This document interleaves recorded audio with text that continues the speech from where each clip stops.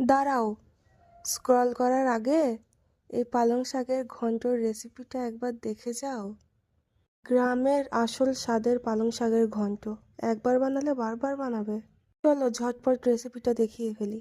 দুটো বেগুন কুচি করে কেটে নিয়েছি, গাজর আলু কেটে নিয়েছি, পালং শাক সেটাও ভালোভাবে কেটে নিয়েছি, পরিষ্কার করে ধুয়ে কুকারে নুন 1 কাপ জল দিয়ে একটা সিটি দিয়ে নিয়েছি। ঠিক এরকম জল ঝরিয়ে নেবে। পর কড়াইয়ে রিফাইন্ড অয়েল গরম করে তার মধ্যে কলাইয়ের বড়িগুলো লালচে লালচে করে ভেজে নিতে হবে।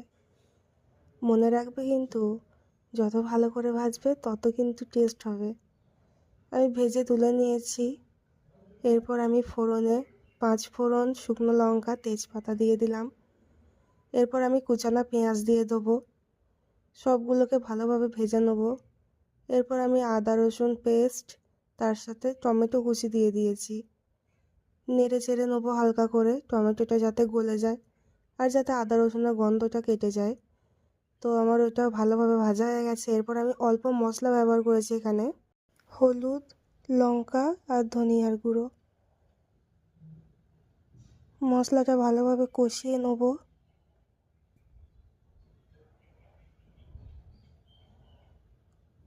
যারা চ্যানেলটিতে নতুন তারা অবশ্যই লাইক, কমেন্ট, শেয়ার করে সাবস্ক্রাইব করে দেবেন।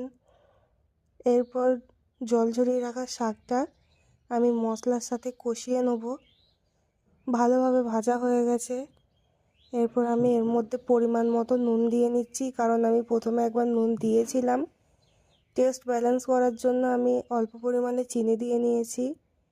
সবগুলোকে ভালোভাবে নাড়াচাড়া করে নেবো। এরপর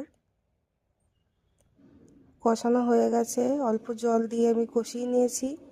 আর তার সাথে আমি দিয়ে দিয়েছি অল্প ভাজা জিরের গুঁড়ো।